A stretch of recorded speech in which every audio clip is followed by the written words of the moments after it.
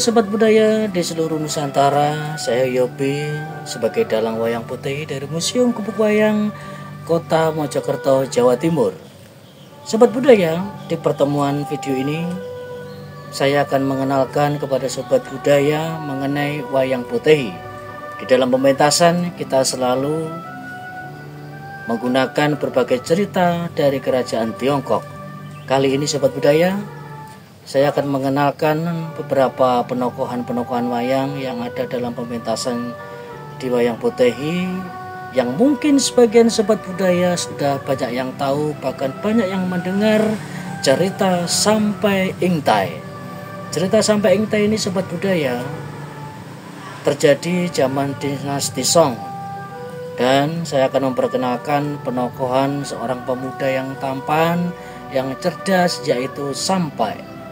Di dalam pementasan wayang Potehi, Sobat Budaya, wayang Potehi dengan tokoh Sampai digambarkan seorang pemuda yang bermuka putih dengan pakaian seorang pelajar, dikarenakan Sampai memang terkenal sebagai seorang pelajar yang menuntut ilmu, yang bersekolah di kota Hangzhou.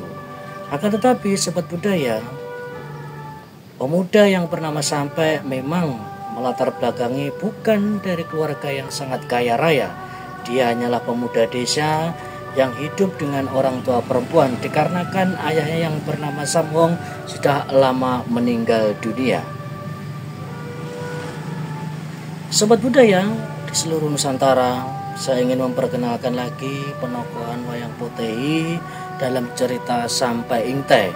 Dan ini adalah tokoh wayang di dalam pementasan. Seorang perempuan yang bernama Ingtai digambarkan yang mempunyai rambut panjang, bermuka putih cantik, bahkan berpakaian yang sangat bagus, dikarenakan gadis yang bernama Ingtai adalah saudagar, putri saudagar yang sangat raya, terkenal di kampungnya.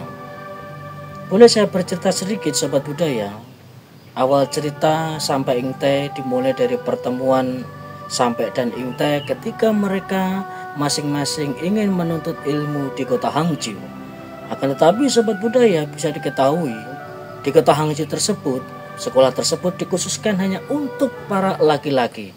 Alasan itu mengapa Ingtai menyamar sebagai seorang laki-laki agar diperbolehkan menuntut ilmu di kota Hangzhou. Dari situlah pertemanan persahabatan Sampai dan Ingtai sama-sama menimba ilmu. Akan tetapi di luar dugaan, Ingtai telah mendapatkan kabar, mendapatkan surat dari orang tuanya agar Ingtai pulang kampung untuk dijodohkan dengan seorang pemuda putra pejabat di kota tersebut yang bernama Mamuncai. Setelah mendengar kabar tersebut, Ingtai merasa sedih karena Ingtai sudah merasa jatuh hati, jatuh cinta dengan pemuda yang bernama Sampai. Dan untuk mengetahui, memberitahu kepada pemuda Sampai, akhirnya Ingtai pun menunjukkan jati dirinya bahwa dia adalah seorang perempuan. Maka Ingtai pun merubah penampilannya, berdandan yang sangat cantik. Hal tersebut membuat pemuda Ingtai benar-benar terasa takjub dan merasa heran dengan kecantikan Ingtai. Bahkan Sampai pun langsung jatuh cinta, mengungkapkan isi hatinya. Akan tetapi Sobat Budaya, Ingtai pun menceritakan kepada Sampai bahwa dirinya akan dijodohkan dengan putra seorang pejabat. Hal tersebut membuat Sampai merasa sedih, dan Sampai pun sudah menyatakan jatuh cinta, dia tidak mau kehilangan dengan Ingtai. Akhirnya Ingtai pun memberikan saran kepada Sampai agar Sampai datang ke rumah untuk melamar Ingtai. Dengan kurun perjalanan waktu Sobat Budaya, Sampai pun datang di rumah Ingtai. Dia berjumpa dengan kedua orang tua Ingtai dan menyatakan ingin melamar Ingtai. Apa yang terjadi Sobat Budaya? Justru sebaliknya, orang tua Ingtai pun menolak keras, melarang hubungan percintaan antara Sampai dan Ingtai, dikarenakan Sampai adalah pemuda desa, bahkan bukan keturunan ningrat atau darah biru. Alasan itulah mengapa keluarga dari Ingtai menolak lamaran Sampai, dan bahkan Sampai pun diusir segera meninggalkan rumah Ingtai. Hal tersebut Sobat Budaya membuat Sampai merasa sedih. Setelah sampai di rumah, dia memikirkan menahan rindu dan tidak mau kehilangan seorang gadis pujaan hatinya adalah Ingtai. Bahkan sampai pun jatuh sakit hingga meninggal dunia. Kabar meninggal dunianya sampai pun terdengar di telinga oleh Ingtai. Ingtai pun merasa sedih, bahkan dia menangis mengurung diri di dalam kamar. Namun dia mempunyai cara.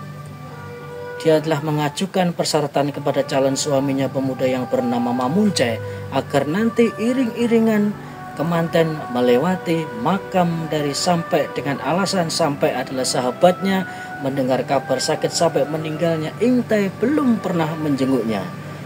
Akan tetapi Mamunce pun tidak merasa curiga. Akhirnya dia mengizinkan agar iringan-iringan kemanten nanti lewat makam dari Sampai. Setelah sampai di pemakaman, Ingtai pun menangis sedih. Dia merasa kehilangan orang yang benar-benar sangat dicintainya, bahkan dia tidak ingin berpisah. Dan akhirnya Ingtai pun mengatakan, jika Sampai benar-benar cinta terhadap dirinya, agar makam ini terbuka. Ingtai ingin masuk dan Ingtai ingin bersatu dan tidak mau berpisah dengan Sampai. Apa yang terjadi sobat budaya? Ternyata makam tersebut membuka dan akhirnya Ingtai pun masuk ke dalamnya hingga makam tersebut tertutup kembali. Muncullah dua kupu-kupu sebagai simbolis cerita Sampai Ingtai. Itulah tadi sobat budaya ringkasan cerita Sampai Ingtai.